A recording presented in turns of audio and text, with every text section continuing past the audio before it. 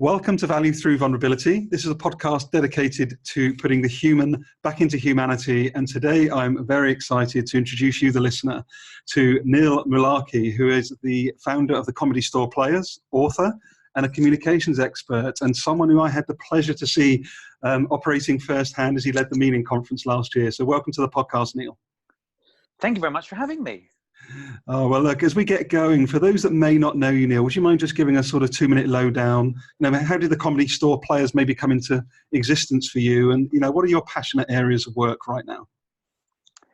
Well, the Comedy Store Players arrived in 1985. I was doing a double act with Mike Myers of Austin Powers and Wayne's World fame. We'd met in London. He wasn't famous in those days. He was selling tickets for a show I was in with the Cambridge Footlights doing sketches. Okay. And he'd come from Second City, the world I knew of vaguely, and the world of improv, because I knew about Second City because of Ghostbusters and Blues Brothers and things, I think. Not sure if the timing's right there, but I love the Blues Brothers and found out they were on Saturday Night Live. They'd come from Second City. And he told me about improv. And we were asked by Kit Hollerbuck and Dave Cohen, who talked to the Comedy Store, saying, well, you're not open on a Sunday. Why not do improv on a Sunday? They'd done stand-up on Friday, Saturday, but we were the people forging a new idea at the Comedy Store. Improv was around in the UK, but wasn't nearly as well known as it became, thanks to Whose Line Is It Anyway? So I've been doing that for now nearly 34 years. And for the last 20 years, I've been teaching people the skills of improv because I really felt there was something that could help us talk to each other better, listen to each other better, work better with one another, if we accepted the world is improvised. So why not learn from those whose job it is to make improvised shows? And improv started with a social worker in the 1920s in Chicago, helping children, inner city children, maybe non-native speakers, to become more confident to speak up. And it was that social worker's son who said, wow, these exercises work as a form of theater. And that led to Second City Theatre Company in Chicago in 1959, from whom have sprung many famous writers, performers, directors, some of whom have gone on to Saturday Night Live and other areas that you might have heard of. And so what I love now is bringing those skills where we don't know what we're going to say, but we know we're going to go together with our fellow player. And if you've ever seen an improv show, there's plenty of vulnerability there. And we actually, instead of trying to hide it, we celebrate it. The audience loves to see us not knowing. Because anybody will ask me, don't you feel scared? And what if you get it wrong or if you don't know what to say? And I say, those are the most beautiful moments because of that shared humanity between us. We happen to be the ones on stage. The audience is watching, but in those moments we are as one. We're celebrating our fallibility.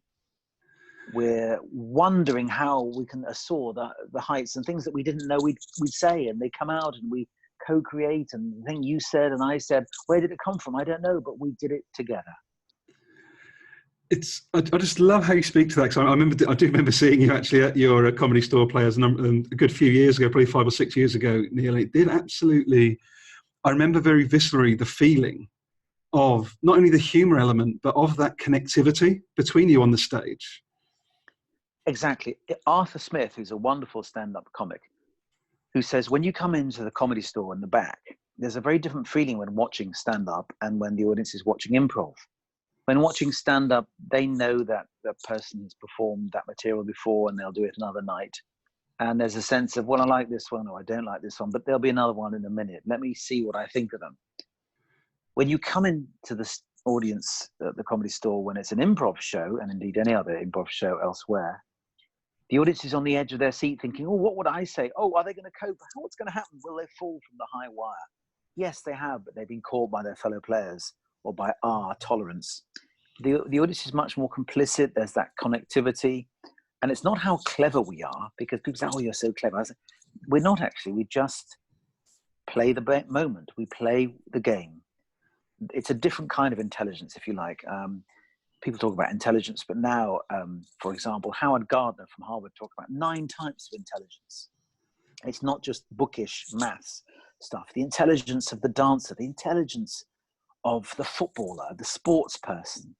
And we have a different kind of intelligence, which is the joy of not knowing, of reacting, making very simple offers to one another, bounding back and forth, reflecting, not worrying if we make a so-called mistake. In fact, that error becomes the spine of the story. And so I do feel, whether or not the etymology of humor and humanity are the same, for me they are. They have something in common. I did try and say a few years ago, animals don't laugh, and I was very wrong. But we spend so much time laughing together as humans, and we know that I think, what was it? Clive James said that humor is intelligence dancing, and that dance of trying to connect with one another, accepting that we don't know it all, finding a way to learn, just enjoying a moment with another human being, is very much about improv. That is our thing. Yes, there'll be so-called clever lines every now and again, and there'll be a gag, but ultimately the audience and we are borne aloft by this tide of shared complicity, as we don't know what we're going to say. For 2 hours, we don't know what's going to happen. We roughly know we'll finish at 9:30. The first half will finish at 8:30. We know the games we'll play. We know the comedy's sorted out, security and insurance, and there'll be drinks at the bar and food. So certain things have been organized. But when we get on the stage, we know the games we'll play, but then we don't know what the audience will give us. We don't know what we'll say. We don't know what our colleague will say. What's coming up for me really strongly, Neil, as you talk about that experience, is the flow element. So actually, it really sounds to me that for that period of time, you really are just intuitively riffing off each other and just almost energetically communicating without actually always having to speak to some extent. Yes, well, that's the joy of it. Is rule one of improv is to really listen to your partner, and that doesn't mean just listen to what she says. It's what she gives, non-verbally, physically, facially, and that, or even the tone of her voice. So that is, you are in flow, and you give yourself to the story. You give yourself to your fellow player. And often people say, I don't know, they say, well, wasn't it great you did that thing in the laundrette? And then as a performer, you think, I don't remember that at all. I was in Flash, not in hard drive. So I don't remember what I did, because I was in that moment. And it's very hard, I think, for some people to get there, to think it doesn't matter what I say, but I should be building on what my colleague says. But whatever she throws at me, I throw at her. We will do something together. In fact, they did some MRI scans on jazz musicians improvising on a keyboard, and they found that the two bits of the brain that seemed to be not working, if you like, were the sense of volition, which is I know what I'm going to say, and the sense of I'm worried about what other people think of me. And there's that counterintuitive sense that if I'm panicking, what will people think of me? I've lost the moment. But if you do say the first thing that comes into your head, obviously attuned to your fellow players' offer, something wonderful does come out, and the people will love you for it. So that's slightly counterintuitive. When you lose the censor, then you become all the more human. Not that you say things that are unpleasant that people wouldn't want you to say, but they accept that you might say stuff that have come from a part of your brain that doesn't normally articulate itself. And Keith Johnson, who's one of the gurus of improv, he wrote a book called Improv, Improvisation for the Theatre. So he started a big movement in the UK in the 1970s, and now lives in Calgary in Canada. But he said to become a good improviser, you have to step past the fear of being seen as mad, bad, or wrong. Because, of course, we say things that are weird. We play characters who have dubious moral fiber. We say things where it comes out, you didn't know what you're trying to say. I often mispronounce a word, or say not the word I wanted to say, or I can't think of the word, and I say it anyway, and it's okay. And the joy of being able to relax in the warm embrace of the forgiving audience is something that's pretty hard to give up. If you talk to any improviser, they'll say it's a really wonderful thing to be there on stage. And laughter comes, humor comes, but that sense of I'm fully human in that moment. It's so many questions and reflections coming up for me, Neil, as you speak, because I'm really intrigued. I'd like to come to your book around the 7 steps shortly, but in terms of how you help leadership teams, organizations sort of settle into this improv way of being? You know, what are some of the, maybe if you maybe speak to some of the barriers that people work through, and maybe some of the value that they gain through stepping into improv? Well, improv has sort of two elements to it. One is a practical day-to-day skill. How will I know what to say when I'm not sure what to say? How do I have better conversations? How do I deal with uncertainty? So improv says, first of all, listen to your fellow player. Treat what he or she says as an offer, and try and take that and add to it and give it back. It doesn't mean you have to agree with them, but our ethos as a warm-up drill as well is yes and. Yes, I hear what you say, and I add to that. Now, of course, in real life, you don't say the words yes and, but you're thinking, what's the premise this person's giving me? What's the thing that I notice she's articulating, that how he or she feels or thinks or perceives something? Okay, let me start from that. Let me begin to see how it feels to be in her shoes. So there's a day-to-day skill, and you can use that in networking, chatting to colleagues, chatting to clients, chatting to would-be customers. And it's a great social skill, if you like. Instead of thinking, what can I say? You're thinking, what's she said? What's the thing that I can then build? So there's that. Then there's the deeper ethos, the mindset, which is, I can't control what's going to happen in the world. I don't know what the technical advances are. I don't know how the consumers are going to behave. I don't know how my fellow colleague is going to react even to what I say. He or she has motivations over and above what I might perceive or understand. So how do we deal with that uncertainty when most organizations want us to have strategies and budgets and 3-year plans and diaries and targets? And those could be completely flummoxed by changes, alterations, unexpected events.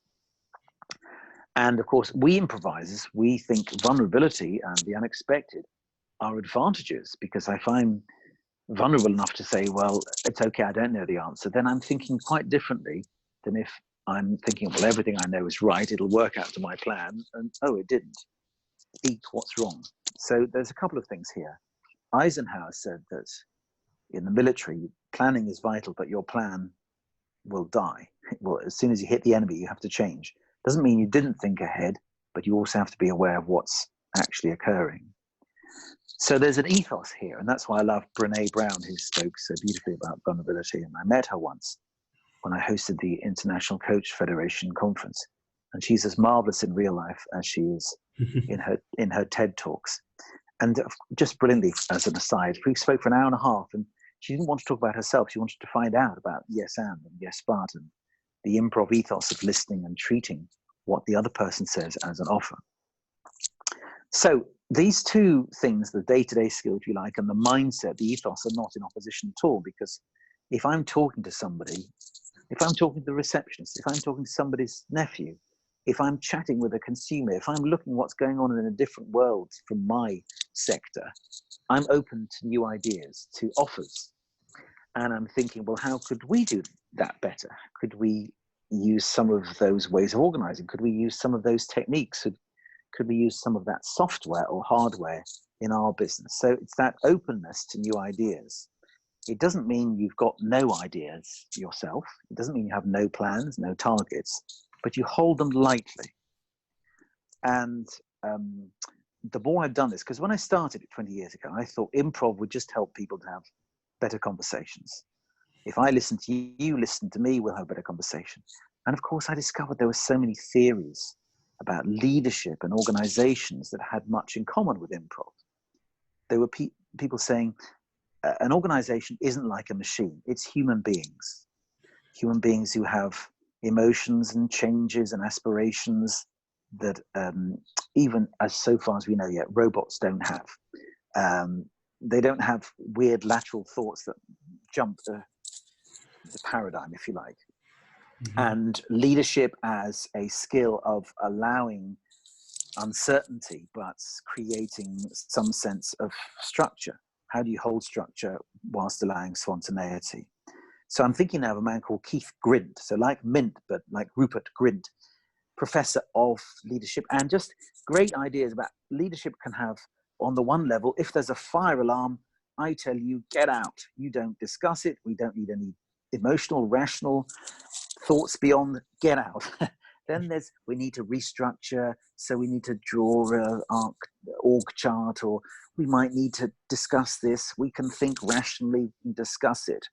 And that's fair enough.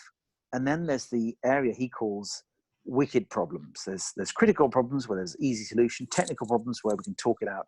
And then there are wicked problems in organizations, because people, as soon as you group them, there's groups who are in, groups who are out, opposing or different needs and desires. And Improv says we can work with imperfect solutions. He calls it wicked problems that have clumsy solutions. He calls it bricolage, which is a French word meaning picking stuff up from flea markets, trying different ideas and different combinations. And of course, I came through the work in the public sector, which I do quite a lot, to his work, which is when you're in a council environment, there are residents, there are police officers, there are social workers, there are hospital administrators, there are patients. There are all sorts of different people who may have different or non-aligned points of view and wants and histories. So you can't just say, this is the answer, off you go, straight lines. Human beings, and as you wonderfully do with this podcast, what's the human side? The human side is, I'll accept compromise as long as I feel listened to. Improv is continually adjusting. It's where are we now? What do we do next? An improv scene may start badly. It may start, you're on this track, and then something emerges and you go to a completely different track, but you accept that you had to start with a bit of a messy few moments to find what it was really about, to uncover what the scene was telling you. So that's what I do. I get people to think about, what if you didn't know the answer?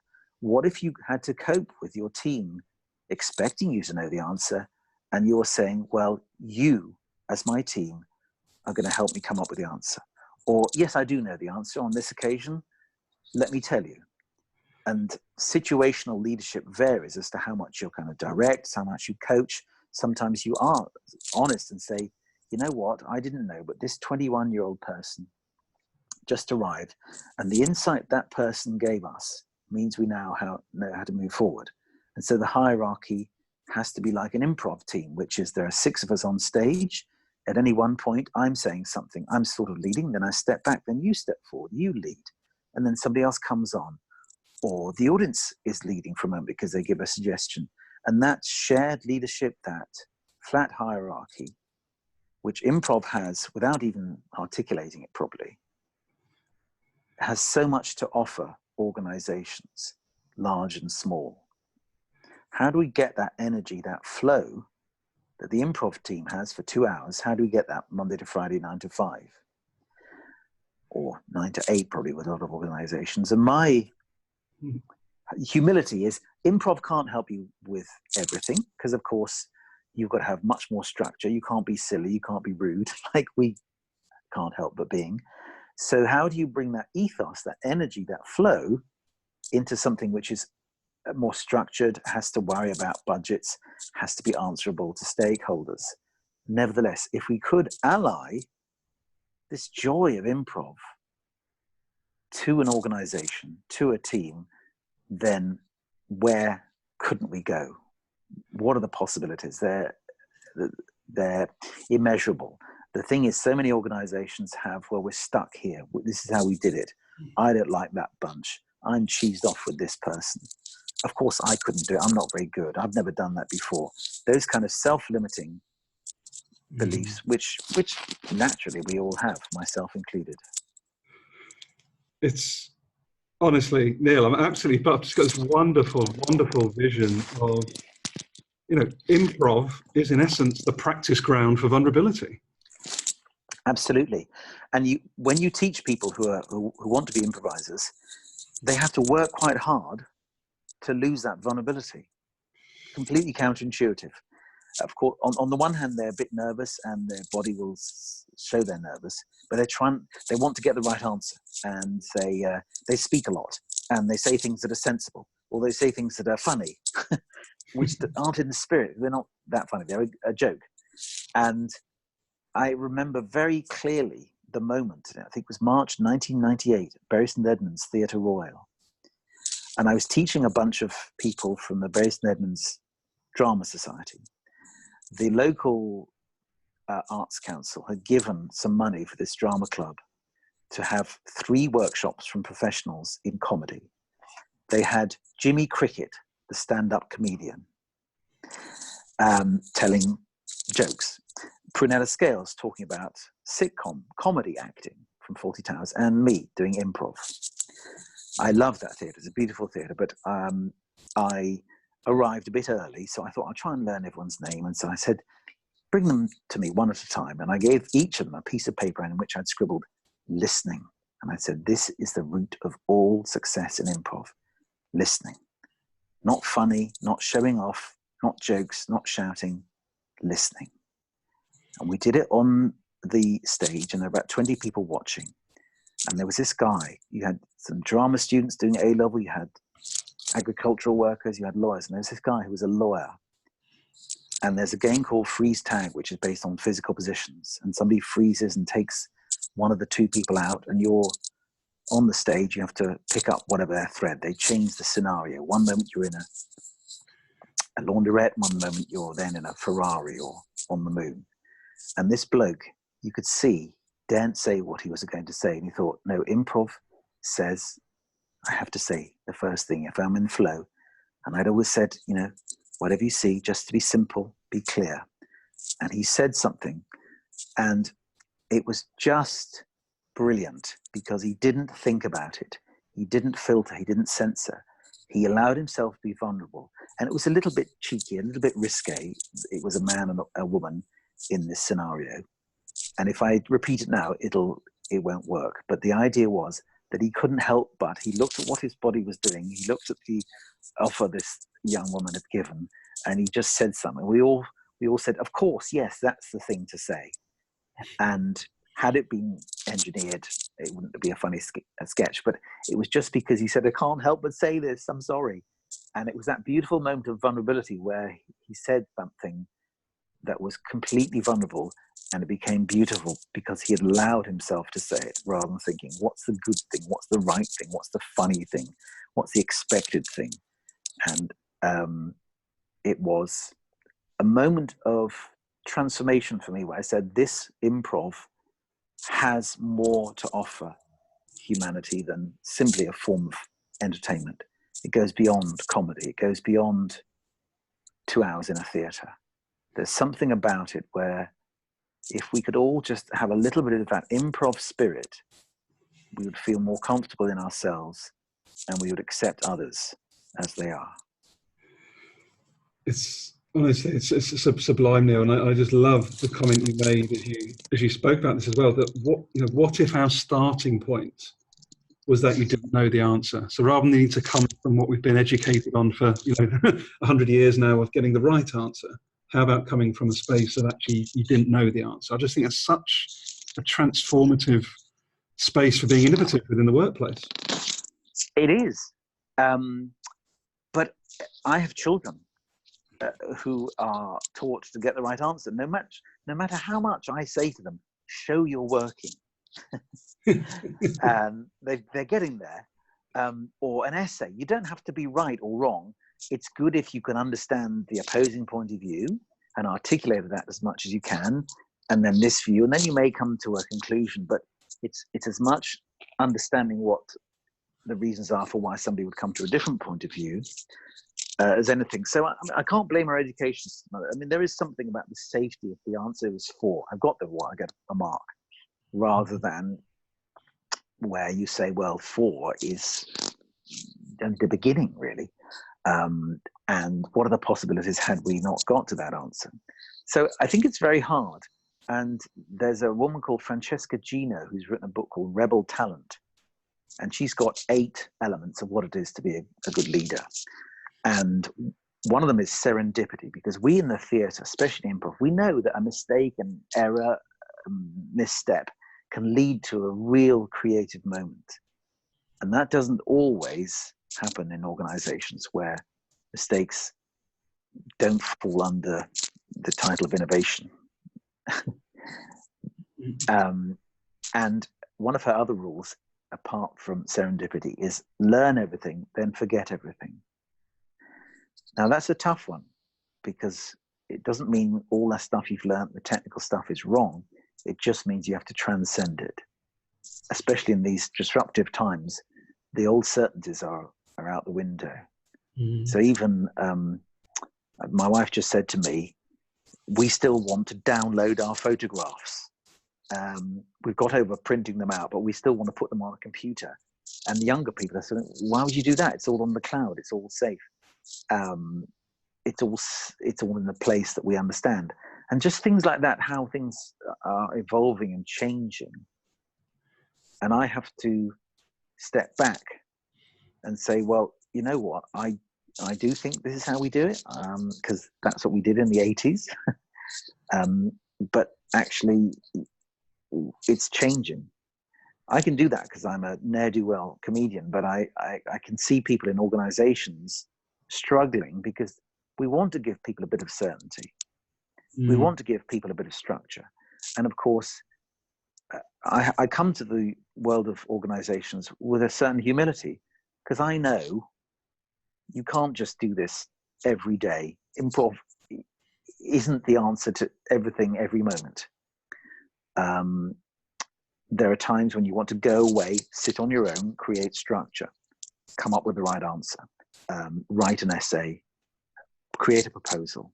And the improv techniques aren't as obviously applicable, but of course they are, because you improv with yourself, you improv with your unconscious, you improv with your inner critic, just as you would on stage with another person. However,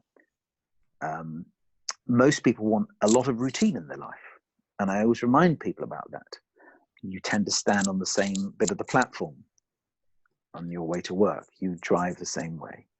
And it's the same with me. When I go to the Comedy Store, I go the same way. We have the same starting time, the same finish time. There's plenty of structure. So how do we ally the joy of spontaneity with the comfort of structure? How do we ally the possibility of innovation with the certainty of prediction?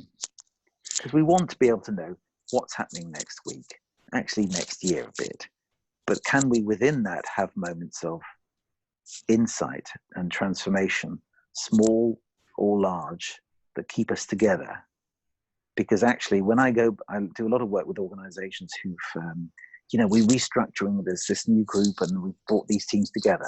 And you go back 2 years later, oh yeah, that's finished. Oh, she's gone. Oh, he's not here anymore. We've got a whole new thing now. And so continually people are being asked to work within seemingly predictable, structured environments, which then they take away. So how do we hold people's desire for a bit of certainty and comfort, while with also the desires for feeling part of an ongoing change that they can have a role in?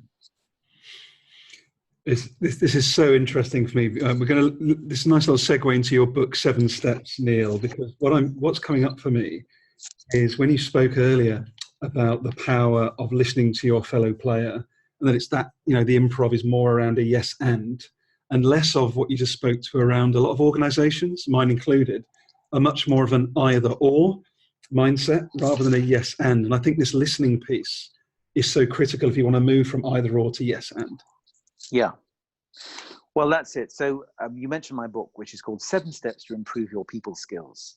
I was asked to write this because I'd given a few sessions at the London Business Forum, and they said, a lot of people are saying to us, this is kind of what people are asking for, people skills. They think they can handle the technical skills, and those can be taught in certain ways, but the people skills are harder to teach, to learn, to feel you can improve in.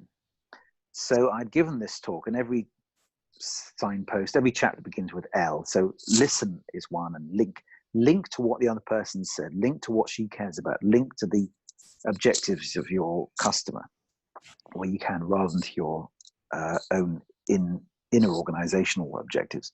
So I wrote this, and there's a bit about improv, but every chapter begins with L, as I say. So there's the first one is learn. What can you learn about this person? But also, what can you learn about life? And also, people skills can be learned. They can be practiced.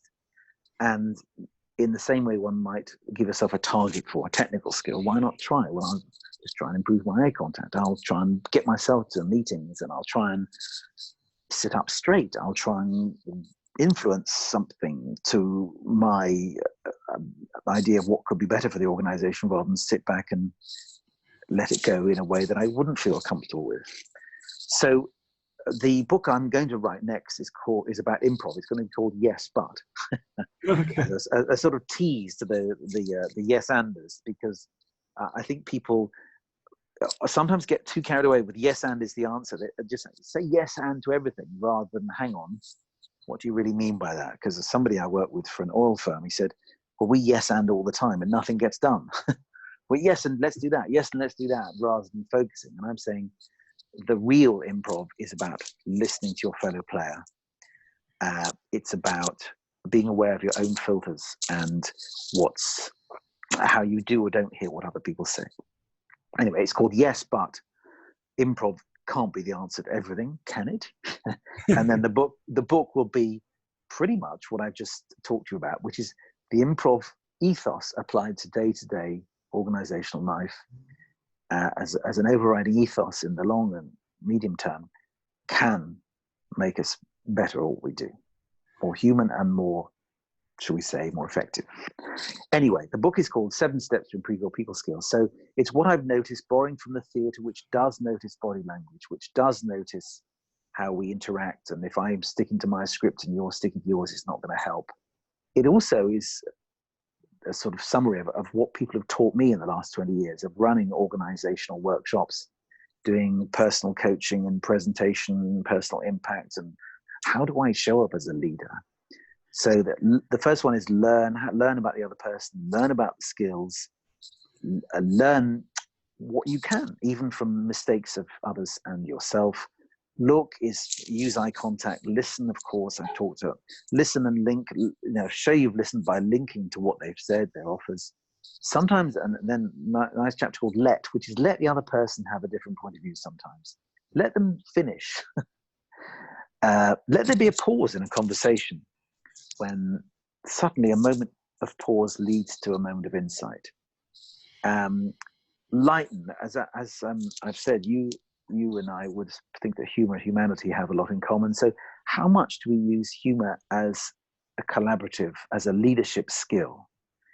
Humor not as, hey, look at him in that office. Then we think all the people in sales are silly, or those in marketing or IT are. It's not out-group laughing. We're in this group, we don't like them. It's much more, aren't we all vulnerable? Aren't we all human? Let's share our fallibility. Then the last chapter is leave well. How do we leave a conversation? Do we leave it with a good aftertaste? How do we leave a meeting? With everyone slightly cheesed off, or with a sense of we've worked, we've shared, and we're going to do something that we've committed to?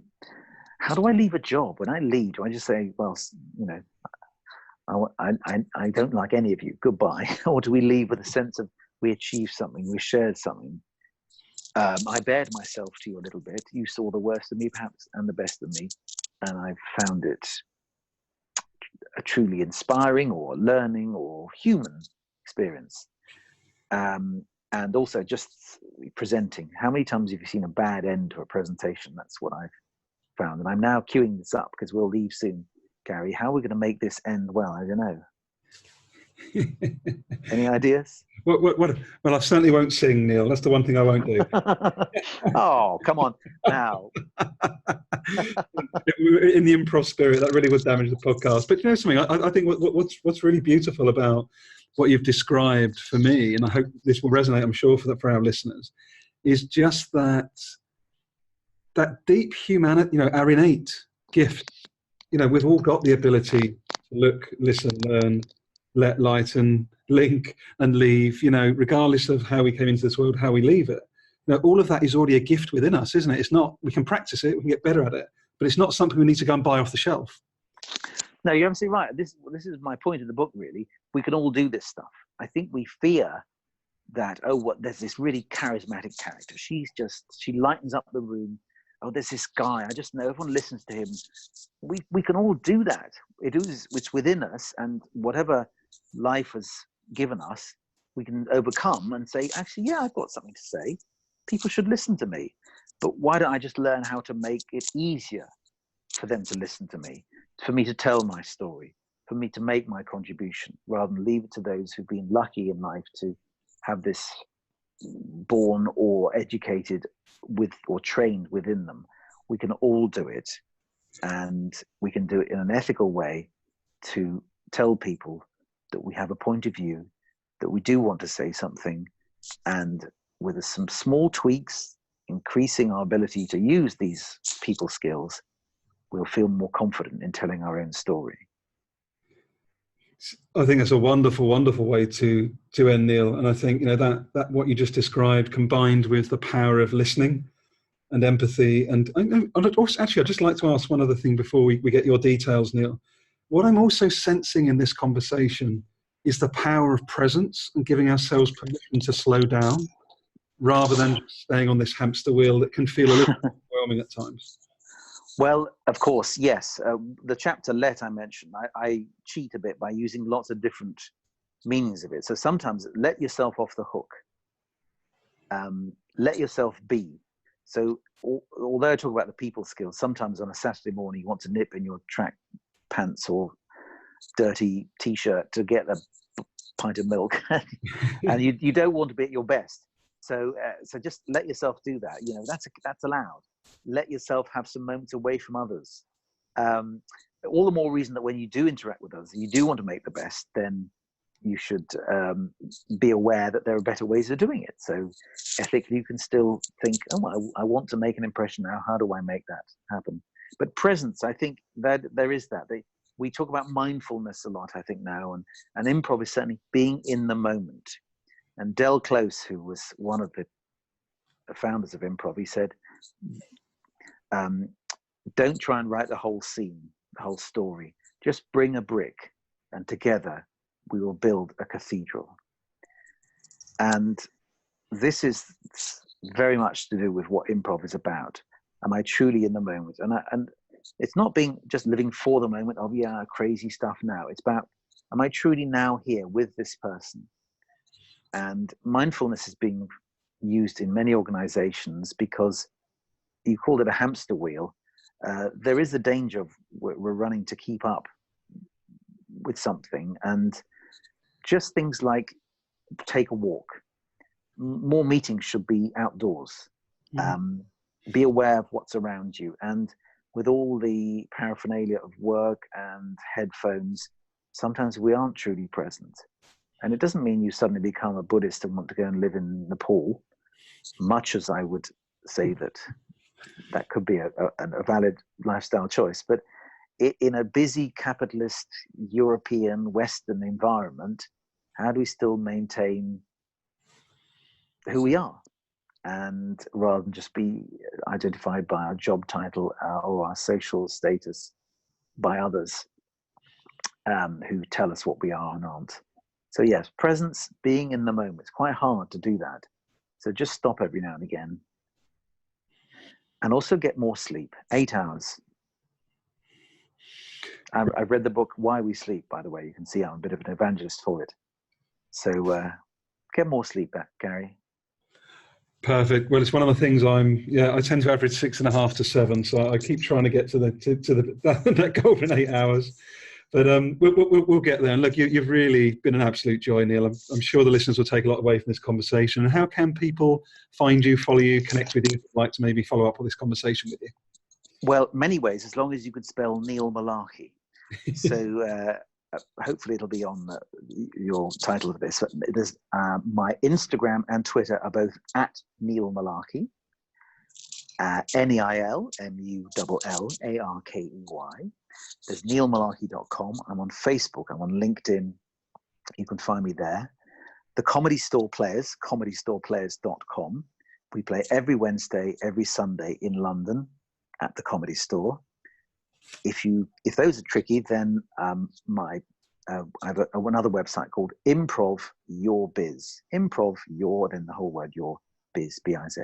So come find me. What I like about what I'm doing is that I get to meet all sorts of different people in all sorts of organizations across the world. And all of this resonates, whatever the culture they come from in terms of the sector they work in or the country they come from, it's all shared. I found this very much so. People want to tell their story, might be a bit nervous of telling it. And improv has an international, cross-cultural appeal. Beautiful. Neil, thank you so much for your time today. Thank you very much. Keep in touch. Take care. Bye-bye. Take care.